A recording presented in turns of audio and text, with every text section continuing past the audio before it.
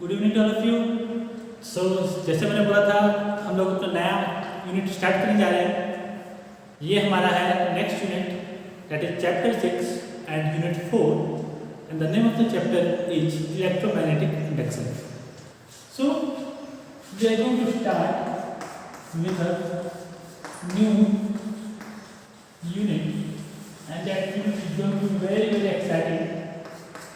So the topic, the name of the unit is electromagnetic induction. ठीक है? I think आप लोगों ने इंडक्शन कई बार सुना होगा, कई जगह पे वर्ड आता होगा, बट 10th क्लास में भी आप लोगों ने पढ़ा हुआ है। वही सब टॉपिक है, कुछ एक्स्ट्रा टॉपिक इसमें ऐड करेंगे।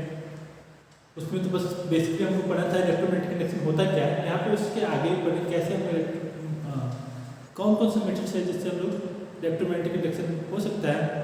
तो स्टार्ट करते हैं, बिना टाइम वेस्ट किए, और स्टार्ट करते हैं हम लोग अपने एक छोटे से एक्सपेरिमेंट के साथ। ऑब्वियसली ये हम लोग का एक्सपेरिमेंट नहीं था, it was Faraday's experiment. So we are going to start with the experiment. So through this experiment Faraday was able to explain the relationship between magnetic flux and EMF. Basically एक बहुत ही famous word है, that word was given by, the statement was given by Louis de Broglie, that is nature loves symmetry.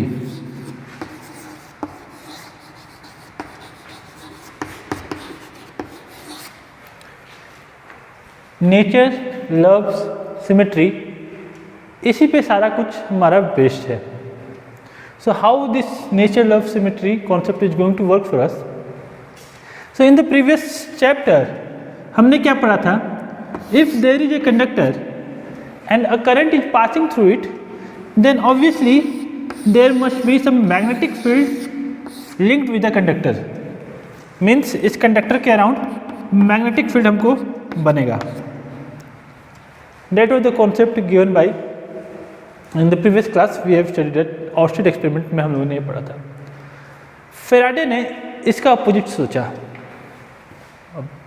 Means अगर current pass कर रहा है तो magnetic field बन रहा है, तो अगर मैग्नेटिक फील्ड होगा तो there must be current also, क्योंकि नेचर एक तरफा नहीं सोचता है, वो दोनों तरफ से देखता है। तो अगर ऐसा हुआ होगा तो वैसा भी होना चाहिए। इसी प्रिंसिपल पर बेस्ड हमारा फेराडे एक्सपेरिमेंट था। तो इसमें बेसिकली हुआ क्या, वो हम लोग देख लेते हैं। So that was a very मतलब कई स्टेप्स में इसको बनाया गया। तो पहला स्टेप हम लोग देखेंगे, करंट इंड्यूस्ड बाय मैग्नेट। पहले एक्सपेरिमेंट में हम लोग इंड्यूस्ड करंट देखेंगे, जो कौन प्रोड्यूस कर रहा है। तो ये प्रोड्यूस कर रहा है हमारा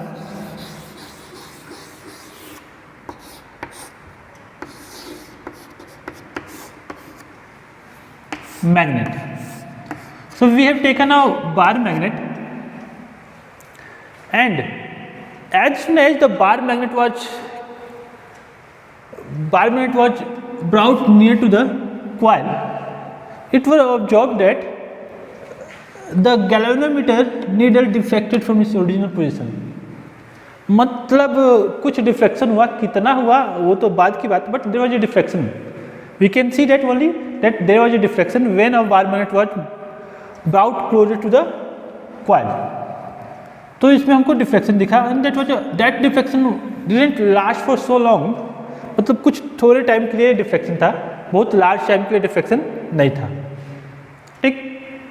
So as soon as the bar magnet was brought near to the coil, and obviously it was not like slowly, बहुत रैपिडली इसको जो पास लेके आया गया, तो हमने क्या देखा कि इस गैल्वेनोमीटर के अंदर कुछ करंट आ गया। भाई करंट कैसे आ सकता है, यहाँ पर तो कोई सोर्स है नहीं। So that experiment was repeated. Means in the next case the magnet was moved away and in that case when the magnet was moved away, again a current was seen in the galvanometer, but the direction of current was opposite to the previous case. पिछली बार जो हुआ उसके opposite direction में ये current था, ठीक है। तो ये दो केस में हमको करंट दिखा, मैग्नेट को पास लाया गया तब, मैग्नेट को दूर लाया गया तब, दोनों केस में हमको करंट मिला। That current was called induced current, okay.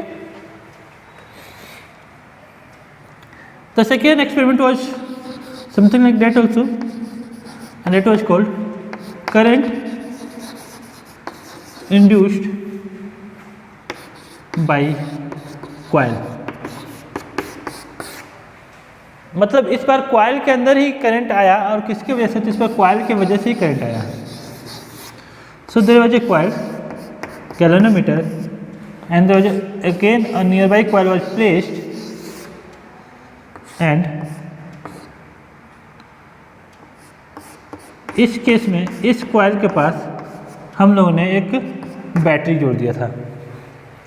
Now, if this is a coil and a current is passing through it, this is going to act something like also a magnet. So the case was similar. When the coil was moved towards the primary coil, that is primary and secondary, what we saw, there was a current induced in it.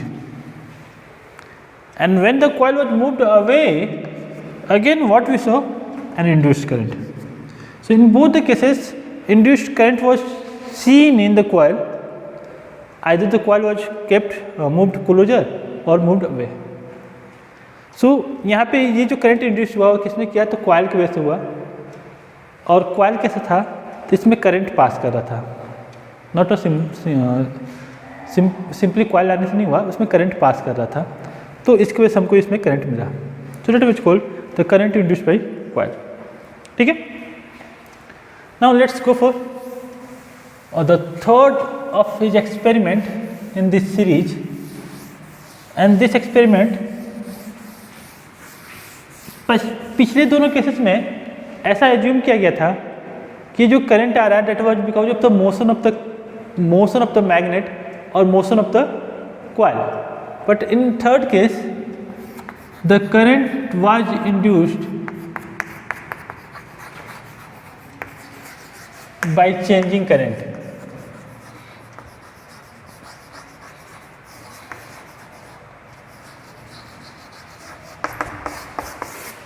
Current induced by changing current.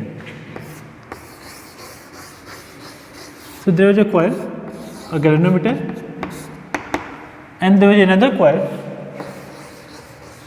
and but this time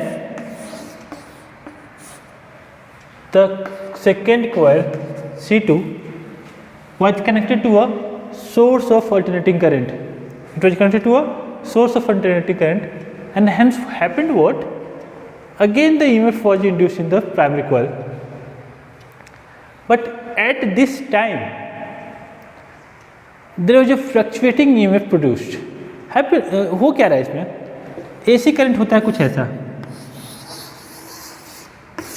तो लगातार current का direction change होने की वजह से, due to the repetitive change in direction of current, the flux was also keep changing, and due to the changing flux and EMF was induced in this coil, okay. So ये हमारा, इसमें भी current हमको मिला। तो ये तीन cases थे, तीनों केसेस में हमको करंट मिला। फिर जाके उन लोगों ने समराइज किया, how can we summarise it, क्या, what is responsible for the production of current here, whether that was the motion of the magnet, whether that was the motion of the coil, whether that is the what factor is driving. So driving factor जो हमको मिला, that was not the motion but that was the flux. अब ये जो coils होते हैं, they can produce the magnetic flux. Now with increase in current, the flux linked with the coil is going to increase, and if this coil is kept nearby to the primary coil, the flux is going to also change in it. अगर इसके अंदर का flux बढ़ रहा है या घट रहा है, इन दोनों केस में इसमें भी करंट आ जाएगा। ठीक है, so current was induced in this case also. ठीक है, so the driving factor was the flux. Flux that means the number of magnetic field lines. अगर ये इंक्रीज करेगा, मैग्नेटिक फील्ड लाइन्स इंक्रीज करेगा, तो इंक्रीज करने या डिक्रीज करने की वजह से इसमें से ईएमएफ प्रोड्यूस हो रहा है। So the conclusion of this experiment was how we can conclude this experiment. So let's conclude it. और सिंपल सा कंक्लूजन था इसका।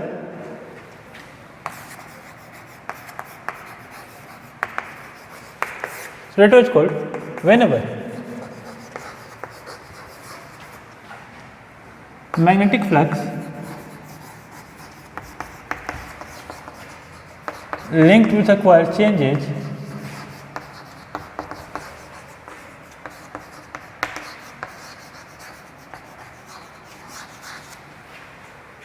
an EMF is induced in it. That means जब कभी भी कॉइल के साथ मैग्नेटिक फ्लक्स चेंज करेगा उसमें ईएमएफ आ जाएगा। इसका एक हम लोगों ने कंक्लूजन क्या निकाला कि जब कभी भी फ्लक्स चेंज करेगा तो एक ईएमएफ इंड्यूस होगा। अब हम थोड़ा सा इसको ध्यान देते हैं। तो ये जो हमारा कॉइल था, जब मैग्नेट को पास लेके आ रहे थे तो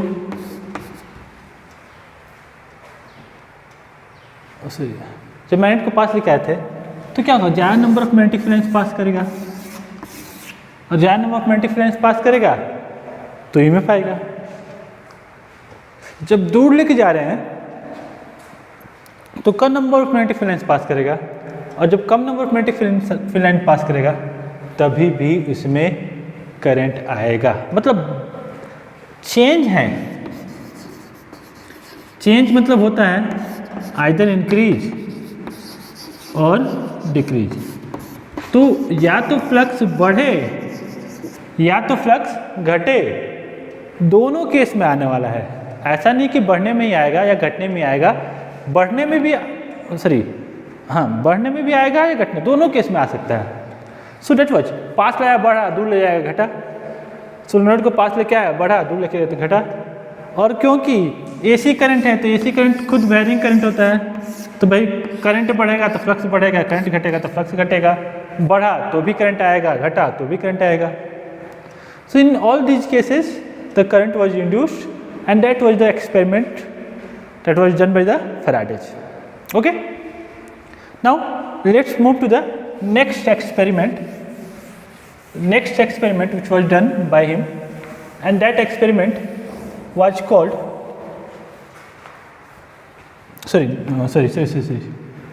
let's go for the laws.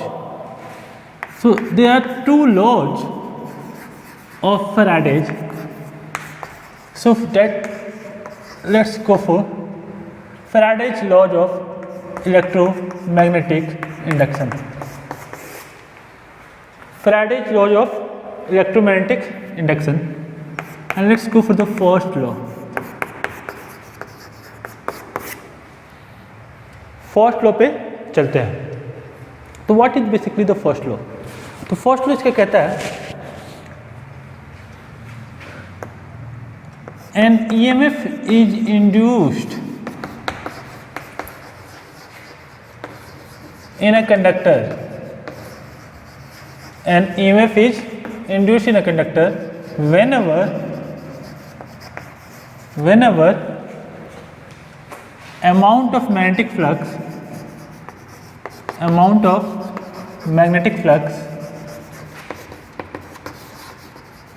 linked with the coil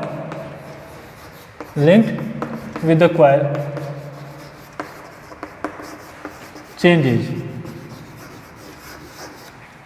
An EMF is induced in a conductor whenever amount of magnetic flux linked with the coil changes, and it lasts as long as change in magnetic flux continues। बोल रहा है कि ये जो हमारा है क्या, तो मैग्नेटिक फ्लक्स की वजह से जो ईएमएफ प्रोड्यूस हो रहा है वो तभी तक रहेगा जब तक मैग्नेटिक फ्लक्स चेंज होता रहे। अगर मैग्नेटिक फ्लक्स का चेंज होना बंद हो गया तो करंट भी बंद हो जाएगा। So the EMF is going to last as long as there is a change in magnetic flux. If there is no change, that means there is no current, just like our life। हम लोगों ने देखा होगा TV सब में भाई ऐसे pulse rate दिखाते रहता है हमारे का, हार्ट बीट पल्स रेट दिखाते रहते हैं किस तरीके से चेंज हो रहा है। If there is no change then the life is gone. Same case है हमारे यहाँ पे, अगर करंट तभी तक है जब तक मैग्नेटिक फ्लक्स चेंज कर रहा है। If there is no change in flux there is no current, the current has been gone। So that was the Faraday's first law of electromagnetic induction। Let's go for the second law। What is the second law of electromagnetic induction? So it states that the Faraday's second law states that the EMF induced in the coil is directly proportional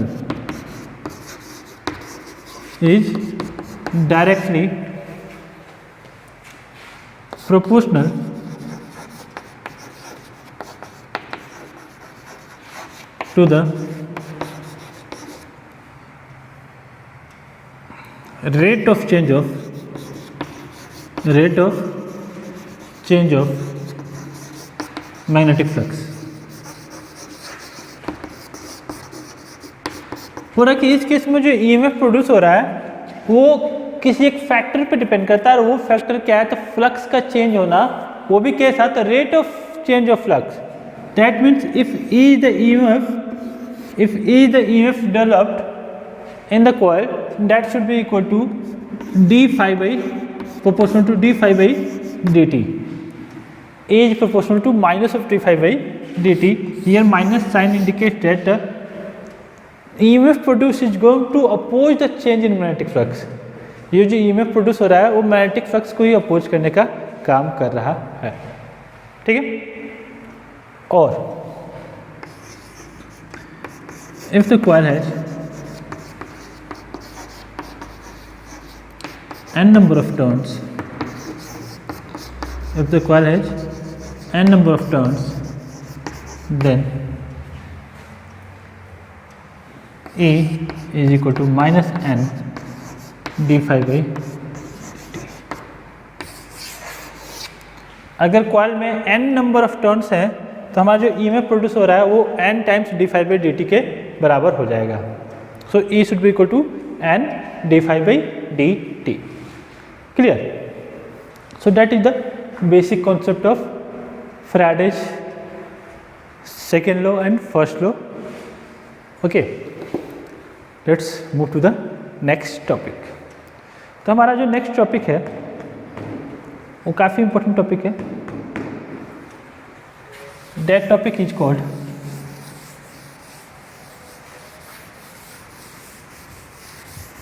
एक topic शायद थोड़ा सा हम लोग छूट गया है जो पहले पढ़ना चाहिए था, but no worries, let's study that topic. That is magnetic flux.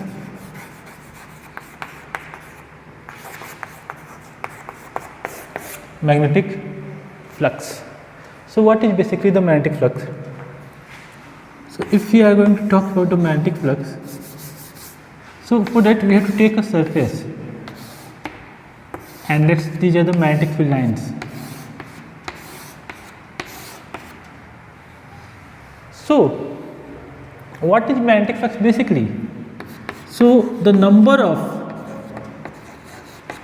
magnetic field lines, the number of magnetic field lines passing through a given surface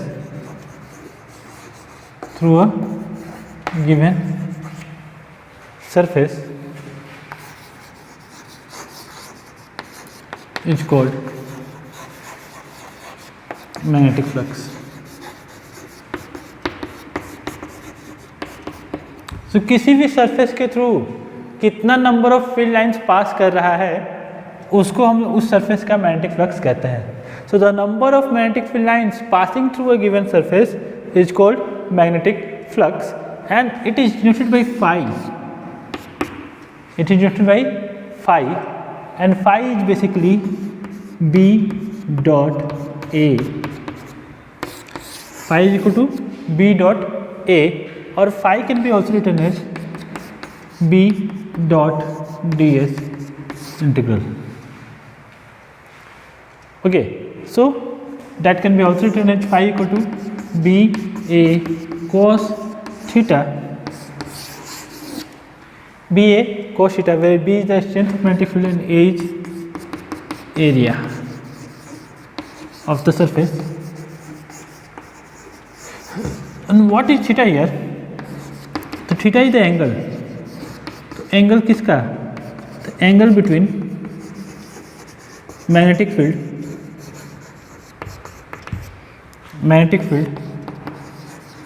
and area vector. तो थीटा मैग्नेटिक फील्ड और area vector के बीच का angle है. Okay, so these are basically the flux. Now, if we are going to talk about the SI unit, so what should be the SI unit? So let's see phi equal to B into A. SI unit of magnetic field intensity is Tesla, area is meter square, so SI unit should be Tesla meter square, and that can also be written as Tesla meter square, which is also called a Weber. So the SI unit of flux is going to be Weber or Tesla meter square. Clear? Now magnetic flux की बात करें तो यहाँ पे ये जो theta है ये एंगल है मैग्नेटिक फील्ड लाइंस और एरिया वेक्टर के बीच. अगर ये एरिया है तो एरिया वेक्टर इसके परपेंडिकुलर, सरफेस के परपेंडिकुलर. डेट मीन्स अगर मैग्नेटिक फील्ड लाइन्स ऐसे जा रहे हैं तो इसके साथ 90 डिग्री का एंगल नहीं बना रहा है, ये इस सरफेस के साथ 180 डिग्री का एंगल बना रहा है. ठीक है. So phi should be maximum at theta equal to 0 degree. तो 0 डिग्री किसके साथ है? तो सरफेस के साथ और एरिया वेक्टर के साथ, and that should be equal to simply b into A,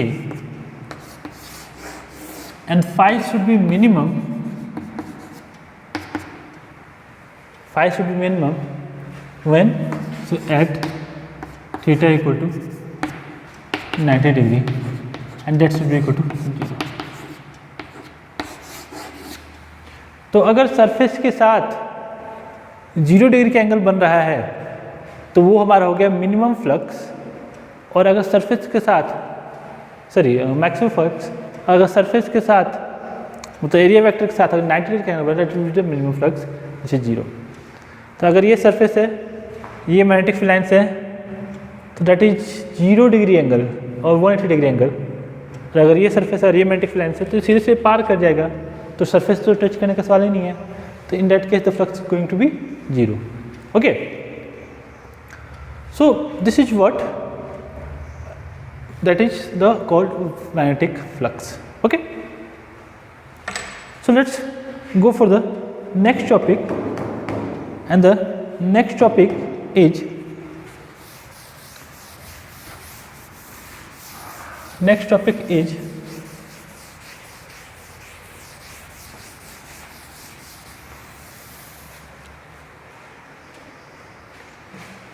Lenz law.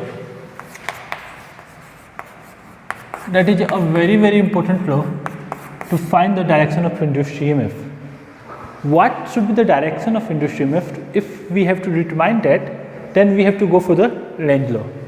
So how to determine the direction of induced EMF? So first of all, let's see the statement of Lenz law. which states clearly that whenever the direction of induced EMF is such that if the direction of induced EMF is such that it opposes the change in magnetic flux which have produced it.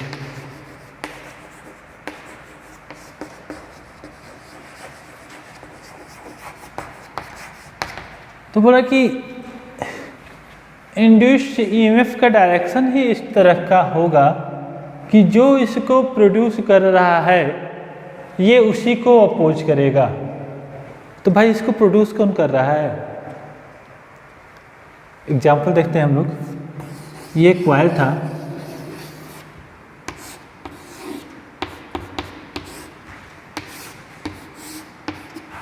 ये north pole था, ये south pole था, magnet पास आया तो इसमें EMF किसकी वजह से आया? Because of motion of the magnet. And which pole is coming near by first? तो north pole. So the direction of induced EMF will be such that it is going to oppose the motion of magnet. So what should be the direction of induced EMF? So to oppose that, this pole is going to be north, this pole is going to be south. And how this is possible if the current is going to move like that? That this is going to be south, this is going to be north, and through which I can determine the direction of induced EMF. Okay, if I take another example, let's take this as an example, and a bar magnet is moving away. Yes, this is south, this is north, and the bar magnet is going away from the coil. In that case, from where the induced EMF is coming? So when the magnet is passing away, if the magnet is passing away, the flux is going to decrease. But the induced EMF is not going to like that. The magnet is moving away, but induced EMF is not liking that. He is trying that this magnet should be there. क्योंकि यहाँ से जाने से flux कम हो रहा है, तो flux को कम होने से रोकने के लिए यहाँ पे नॉर्थ पोल बना देगा. Again, the direction is going to be same.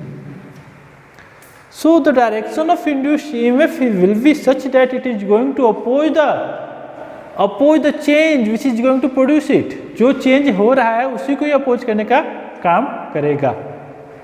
So that is all about the Lenz law. Clear? Now there are various examples related to Lenz law. Let's see another example. In this example, we have a coil and we have another coil.